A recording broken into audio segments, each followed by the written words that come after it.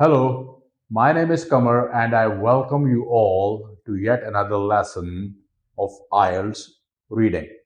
इस लेसन में हम बात करेंगे true, false and not given की. रीडिंग सेक्शन में दिस इज वेरी कॉमन कि आपको क्वेश्चंस आते हैं जिनमें आपको ट्रू, फॉल्स या नॉट गिवन के बीच में से चूज करना पड़ता है.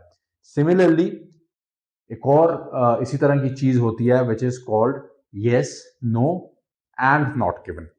I am going to tell you the difference between the two and how to choose the correct answer in this lesson. So let's start. We are going to discuss what are these questions. ये कैसे questions होते हैं, right? और कैसे आप इन्हें identify कर सकते हैं सही आंसर के लिए किस तरह से you can look for the correct answers. What is the difference between true, false, not given, like I just said, or yes, no, and not given? And understanding this difference.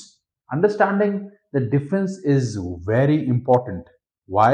Because अगर हमें इसका difference नहीं पता होगा तो हम अक्सर उसमें mistakes कर जाते हैं.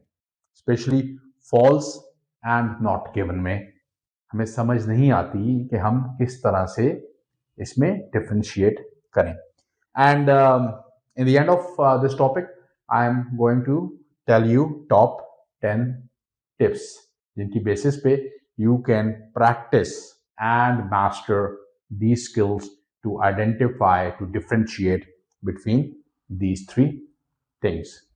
So let's start.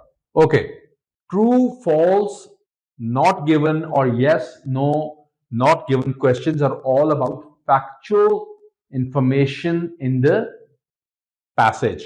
यानी जो पैसेज है आपका रीडिंग उसमें जो फैक्ट्स हैं, जो रियलिटीज हैं, जिस हकीकत पे बात हो रही है आप उस पे बात करेंगे, आप उसे देखेंगे. Not opinions but facts. It can not be your own opinion, right? You have to look for the factual information, facts, और फिर आप डिसाइड करते हैं कि whether it is true, false और not given. True statement, the statement agrees with the information. The information that is given in the passage, it has to agree with it, right? वो उसके साथ बिल्कुल match करती हो, वो सच हो, right? जो उसमें लिखा गया है. False, the statement contradicts the information. Now contradicts means, right, उसके अपोजिट है. जो क्वेश्चन दिया गया है या जो इन्फो दी गई है वो उसे कॉन्ट्रडिक्ट करती है, उसके अपोजिट है, right? Not given, there is no information on this. So what happens, right? Not given और फॉल्स में क्या हम गलती करते हैं? हम ये गलती करते हैं कि हम जब देखते हैं हम पूरा पैसेज पढ़ लेते हैं, right?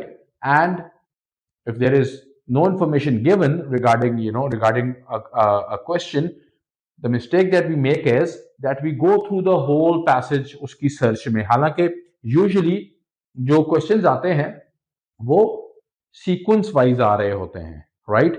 Question number 1, question number 2 आपने कर लिया, क्वेश्चन नंबर 3 में आप फंसे हुए हैं तो आप ज्यादा से ज्यादा एक लाइन या दो लाइन आगे जाके उसकी जो इंफॉर्मेशन है उसे देखिए, right? If it is not there, just forget about it, means it is not given. Alright? Okay, now yes, no and not given. We often confuse yes, no and not given with true, false and not given, which is actually not the case, right? Yes, no, not given is actually the writer's opinion in the passage, right?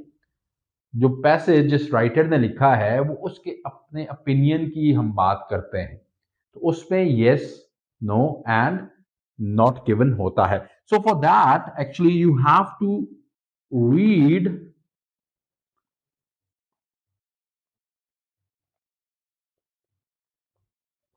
between the lines.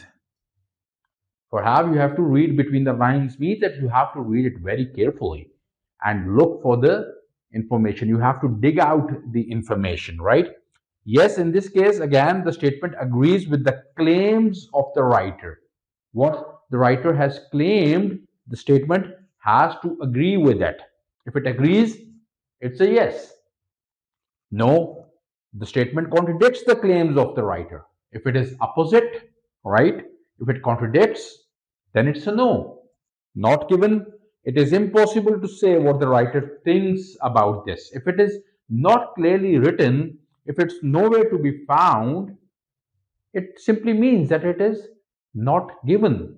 Do not think that your opinion matters. No, it doesn't. You have to look for the facts only, right? सिर्फ factual information पे हम बात करते हैं. If it is not there, it doesn't matter what you think. आपका ख्याल वो नहीं पूछ रहा. आपका opinion matter नहीं करेगा इस केस में, right? जो opinion which only matters is of that of the writers. All right.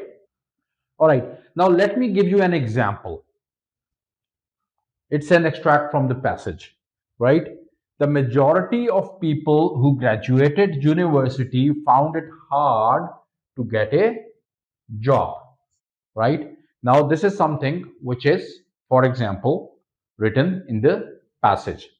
The question says, after finishing their tertiary education, all people had difficulties to find employment. Now, like I always emphasize on paraphrasing, right? What is paraphrasing? Your word bank, the vocabulary that you have. So, usme, when you have, good vocabulary, so you can play with words, right? Okay, now let's see if it is true, false, or not given. It says the majority of people who graduated university found it hard to get a job. These are the main points, right? अब हम में से किस तरह से लिखा हमने question में, after finishing their tertiary education. Now you should know what is tertiary education. Tertiary education is your university education, your higher education, right? So now you know, okay, university education is your tertiary education. All people had difficulties to find employment. Hard, difficulties, right? Mushkil hai. Find employment, get a job, find employment. Now you should know that, employment is work or a job, right? Okay, now what would be the answer? The majority of people who graduated university found it hard to get a job. After finishing their tertiary education, their university education, all people had difficulties to find employment. What do? We match, we match the information, but we do not look for the facts that are there. Majority, again, tertiary education, hard, difficulties, job, employment. It is what? It is false. How come? There is only one word. No, it's a trap actually, right? So you have to look for these traps. Only because of one little word, I say that this is false. Here it says the majority. Majority means aksar, zyadatar. Here it says all, right? All people had difficulties. The majority of people had difficulties, right? So this is the difference. Here in the passage, the facts say the majority. The question says all. So the statement is false. Okay. So another example is, for in the passage, it says the charity raises money to pay for education and the daily needs of poor people. The question, it is reframed as the charity spends more of the money raised on schooling, schooling means again education, for poor people than on their daily requirements. Needs, requirements are the same, right? Raises money, spends money, right? For education, for schooling, education and schooling are again, synonyms for poor people than on their daily requirements. Daily requirements, everyday needs. It's one and the same thing. All right. So as you know, most of the information match, but it doesn't mean that it is factual, right? So here it says spends more. What is the opposite of more? Less. Does it here say anywhere that they spend more or less money on schooling or on their daily requirements? It doesn't say anything like that. There is no comparison, right? कोई comparison नहीं है कि ज्यादा पैसे किस पे खर्च किए जाते हैं, on schooling or on their daily requirements. They say that the total money which is raised, they spend it on education and daily needs of the people. So this information is not given, right? So this question, the answer would be not given. See, it is as simple as that. You just have to look closely for the answer. All right. Next example is the passage says just over 400 million acres of land is being used for agriculture in America. While the question says at present in America about 400 million acres of land is utilized for agriculture. So what is the information that we are looking for? The information that we are looking for is, again, first we have to look for the paraphrases, the similar words that we have just over. So just over we have here about. About means, little less or little more. About तकरीबन, वो थोड़ा ज़्यादा भी हो सकता है, थोड़ा कम भी हो सकता है. All right. So just over is covered with about. 400 million acres of land is being used, right? Being used, utilized, right? Utilized, being used at present. Again, present continuous, at present, right? Abhi. Okay, used, being used, again utilized is another word for use, right? Acres of land is utilized for agriculture. So what would you say? It is very clear. Just over, about हमने use कर लिया, being used, utilized, at present. So the information is correct. It matches accurately. So this the answer would be true. So this is a true statement. So see, it is actually very simple. All you have to do is just read between the lines and try to dig out the right information. Like I said, if for example this is a passage, right? 95% of the times the questions are in order. They come in sequence. For example, question number 1, the answer would be somewhere here. Question number 2 would be somewhere here. Question number 3, and then question number 4, right? So usually it comes in order. But if you cannot find an answer to, for example, question number 3, right, and question number 4 comes first, it is probable that the question number 3 would follow it, right? So uske फौरन बाद वो आ सकता है. So you have to Keep that in mind also. All right. Okay. Now let's move towards the top 10 list that I talked about in the beginning. The tips are: spend time reading and analyzing the question statement. You have to spend some time, try to understand what the question is saying, right? एकदम वो skim through नहीं करना. Okay, try and understand कि question क्या कह रहा है.